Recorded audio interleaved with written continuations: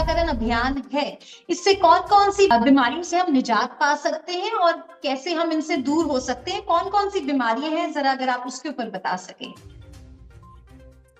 बीमारियों के लिए मैं आपको बताना चाहूँगा कि डिप्थीरिया है। करीब 12 बीमारियां हैं जिनसे हम बच्चों को बचा सकते हैं, और ये सारी जानलेवा बीमारियां हैं। डिप्थीरिया जो गलघोटू जिसे हम कहते हैं, पर्टूसिस काली खांसी है, टेटनस की हमने पहले आपको बताया, पोलियो है जो हम इरेडिकेट कर चुके हैं, हेपेटाइटिस बी यानी पीलिया कि बच्चों को हो सकता है या माताओं को हो सकता है। और अलावा जी, आपसे जानना चाहूंगी कि कहाँ पे जाके अगर किसी ने अपने नन्ही सी जान का वैक्सीनेशन करवाना हो तो कैसे वो कहाँ पे जाएं ताकि आराम से उनका वैक्सीनेशन हो सके। टीकाकरण के लिए तो मैं पर्सनली भी रिकमेंड करूंगा कि गवर्नमेंट सेटअप में ही आप टीकाकरण कराएं, क्योंकि हमारी जो कोल्ड चेन है, वैक्सीन का रख रखाव है, बहुत ज़्यादा पड़ता है। मैन्युफैक्चरर से लेके बेनिफिशियरी तक कोल्ड चेन में मेंटेन करते हैं।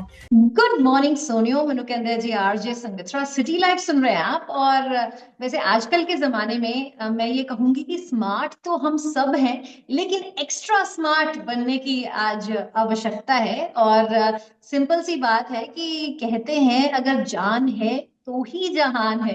तो इसीलिए अब हरियाणा सरकार इम्यूनाइजेशन वीक मना रहा है, और इस वक्त मेरे साथ वर्चुअल स्टूडियो में है डॉक्टर वीरेंद्र अलावत जी, जो डेप्यूटी डायरेक्टर इम्यूनाइजेशन है। सबसे पहले अलावत जी, हम आपका तहे दिल से स्वागत करते हैं सिटी लाइफ पर। कैसे हैं आप? Good morning, thank you so much. I am good. जी सर। और सर, सबसे पहले तो शुरुआत करते हैं वर्ल्ड इम्यूनाइजेशन वीक के तहत। मुझे जानना है कि हरियाणा सरकार क्या क्या कार्य कर रही है इस इम्यूनाइजेशन वीक को पूरी तरह सक्सेसफुल करने के लिए।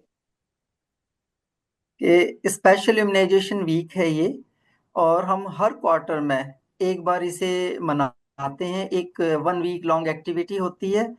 इसका ऑब्जेक्टिव ये है कि जो प्रीवियस क्वार्टर में जो बच्चे किसी ना किसी कारण से ड्रॉप आउट हो गए, टीकाकरण नहीं करवा सके, कई बार कोई बच्चा बीमार होता है, टीकाकरण नहीं हो पाता, कभी बच्चा ट्रैवल में है, या कभी घर में फंक्शन है, या कभी पेरेंट्स के पास टाइम नहीं है, तो देर मल्टीपल फैक्टर्स की बच्चे छूट ही जाते हैं कुछ ना कुछ। तो उन बच्चों को कवर करने के लिए हम हर क्वार्टर में एक एक्टिविटी करते हैं कि उन बच्चों को हम मतलब कि मुख्य धारा में, बाकी रूटीन इम्यूनाइजेशन में ले आएं और आगे उनको कंटिन्यू कराएं वैक्सीनेशन। जी। और अलावा जी, आपसे पूछना चाहेंगे कि क्या एज लिमिट है, आयु क्या है, कि कौन से बच्चे करवा सकते हैं? इसके ऊपर भी अगर आप थोड़ा सा हमें हमारी दृष्टि को थोड़ा सा साफ कर सके। श्योर कि जन्म से लेके और 16 साल तक के तो हम बच्चे कवर करते हैं, और प्रेग्नेंट वुमेन फर्स्ट हम्म। टेमेस्टर के बाद उनको टीडी की डोज लगती है वो। 1 साल जन्म से लेके आपके 1 साल तक के बच्चे, जिसमें उनको जितने वैक्सीनेशन लगने हैं फुल इम्यूनाइजेशन कवरेज के तहत आते हैं वो। फिर 16 महीने से कुछ बूस्टर डोजेज लगते हैं, 16 महीने से लेके 24 महीने के बीच में वो। उसके बाद में 5 साल पे डीपीटी का बूस्टर लगता है, 5 से 6 साल के बीच में। फिर 10 साल के बच्चों को हम लगाते हैं टीडी का वैक्सीन, और फिर 16 साल के बच्चों को हम लगाते हैं टीडी का वैक्सीन। तो ये पूरा स्पेक्ट्रम है हमारा बेनिफिशरीज का, जो हम कवर करते हैं। जी। और अलावा जी, प्रेग्नेंट वुमेन से रिलेटेड भी जरूर पूछना चाहूंगी, क्योंकि अक्सर ये माना जाता है कि बहुत सारी चीजें हैं, चाहे वो खान पान हो या फिर वैक्सीनेशन हो, प्रेग्नेंट वुमेन को खासे ध्यान रखना पड़ता है। तो उनके लिए क्या ये सेफ है? इसके ऊपर अगर आप थोड़ा सा बता सकें। नियोनेटल टेटनस करीब करीब हमने एलिमिनेट कर दिया है, क्योंकि पहले कितने बच्चे और कितनी माताओं की जान जाती थी टेटनस से। अगर हम 3-4 डिकेड पहले की हम बात करें, तो ये टीडी वैक्स, पहले टीटी लगता था फिर ये टीडी हो गया।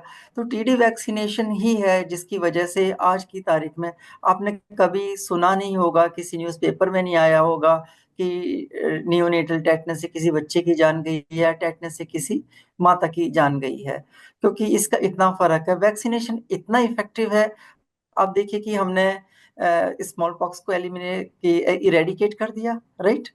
हमने अपने देश से पोलियो को इरेडिकेट कर दिया बिकॉज ऑफ वैक्सीनेशन ओनली। जी। अदरवाइज तो कि अब जो आज की तारीख में 30+, 35+ हैं, उसी में कोई डिसेबल हमको पोलियो का मिलता है, उसके बाद में तो हमको देखने को आज तक मिलता ही नहीं है कोई। बिल्कुल बिल्कुल बिल्कुल जी। जैसे कि हम बात कर रहे थे कि इम्यूनाइजेशन वीक भारत सरकार की तरफ से, हरियाणा सरकार की तरफ से ये मनाया जा रहा है, और हमने इम्यूनाइजेशन की बात तो करी, लेकिन मैं इसको थोड़ा सा हम डिटेल में जाते हैं और पूछते हैं कि जो ये टीकाकरण अभियान है, इससे कौन कौन सी बीमारियों को हम, बीमारियों से हम निजात पा सकते हैं और कैसे हम इनसे दूर हो सकते हैं, कौन कौन सी बीमारियां हैं, जरा अगर आप उसके ऊपर बता सकें। बीमारियों के लिए मैं आपको बताना चाहूंगा कि डिप्थीरिया है, करीब 12 बीमारियां हैं जिनसे हम बच्चों को बचा सकते हैं, और ये सारी जानलेवा बीमारियां हैं। डिप्थीरिया जो गलघोटू जिसे हम कहते हैं, पर्टूसिस काली खांसी है, टेटनस की हमने पहले आपको बताया, पोलियो है जो हम इरेडिकेट कर चुके हैं, हेपेटाइटिस बी यानी पीलिया की बच्चों को हो सकता है या माताओं को हो सकता है, मीजल्स हैं, खसरा जिसे हम कहते हैं, ट्यूबरक्लोसिस है जिसमें हम जन्म पे ही बीसीजी का टीका लगा देते हैं, इन्फ्लुएंजा है जिससे कि निमोनिया होता है, वायरल निमोनिया जिसे हम कह रहे हैं। दूसरा कि आपका निमोकोकल निमोनिया है, बैक्टीरियल निमोनिया है, उससे बहुत ज़्यादा बच्चों की जानें जाती हैं, स्पेशली इन्फेंसी में पहले साल के अंदर। रुबेला है कि बहुत कॉम्प्लिकेटेड है, रोटा वायरस डायरिया है कि बहुत सारे बच्चों की जान चली जाती है, सिर्फ डिहाइड्रेशन से, बहुत ज़्यादा इंटेंस है, इसके लिए भी हम लोग देते हैं। फिर जैपनीज एनकेफ्लाइटिस है जो कि जहाँ पर जो पैडी ग्रोन एरिया है उनमें हम लोग देते हैं, जहाँ पर एंडेमिक है, कि जिसकी वजह से ये हो जाता है। ठीक है, जी तो ये हम टीकाकरण करते हैं इसके लिए। जी। और अलावा जी, आपसे जानना चाहूंगी कि कहाँ पे जाके अगर किसी ने अपने नन्ही सी जान का वैक्सीनेशन करवाना हो तो कैसे वो कहाँ पे जाएं ताकि आराम से उनका वैक्सीनेशन हो सके। अ, टीकाकरण के लिए तो मैं पर्सनली भी रिकमेंड करूंगा कि गवर्नमेंट सेटअप में ही आप टीकाकरण कराएं, क्योंकि हमारी जो कोल्ड चेन है, वैक्सीन का रख रखाव है, बहुत ज्यादा पड़ता है। मैन्युफैक्चरर से लेके बेनिफिशियरी तक कोल्ड चेन में मेंटेन करते हैं। हमारे पास वॉक इन कूलर्स हैं, वॉक इन फ्रीजर्स हैं, उसके बाद आइसलैंड रेफ्रिजरेटर्स हैं, कोल्ड चेन पॉइंट तक जो प्राइमरी हेल्थ सेंटर तक हमारे पास आइसलैंड रेफ्रिजरेटर्स हैं।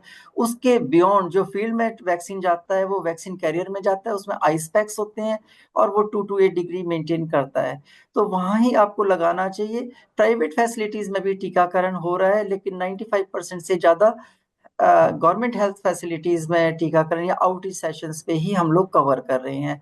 दूसरी बात है कि टीकाकरण इतना अगर प्राइवेट में आप कराते हैं तो बहुत महंगा है, आम आदमी जी अफोर्ड नहीं कर सकता। और गवर्नमेंट ऑफ इंडिया की मदद से हरियाणा सरकार इसको फ्री ऑफ कॉस्ट दे रही है एट ऑल लेवल्स, चाहे वो प्रेग्नेंट वुमेन हो, चाहे बच्चे हों, या कुछ है कि बहुत महंगे वैक्सीन हैं, लेकिन गवर्नमेंट सेटअप में सब all are free of cost. और प्राइवेट में भी आप करा सकते हैं जो चाहते हैं कि प्राइवेट में कराना, लेकिन मैं अपनी पर्सनली कहूंगा कि हमें गवर्नमेंट में ही कराना चाहिए। बिल्कुल सर। और जैसे कि आपने कहा कि ये बहुत महंगे ये वैक्सीन्स हैं, और जैसे कि गवर्नमेंट की तरफ से बिल्कुल फ्री ऑफ कॉस्ट है, तो हमें इसका जितना ज्यादा हम इसका लुत्फ उठा सकते हैं उठाना चाहिए, क्योंकि आखिरकार हमारे जो लव्ड वंस हैं, हमारी जो नन्ही सी जान है, उनकी ही सेहत की भलाई के लिए ही हम ये सब कर रहे हैं। तो अलावा जी, क्या मैसेज देना चाहेंगे आप सभी के लिए।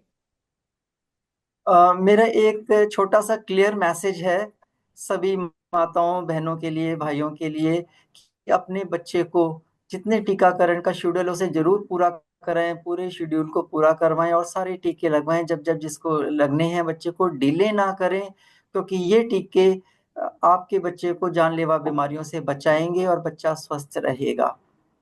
बिल्कुल बिल्कुल। बहुत बहुत शुक्रिया डॉक्टर इलावत हमारे साथ जुड़ने के लिए और अपना कीमती समय हमें देने के लिए। Thank you so much, my pleasure. Thank you so much sir.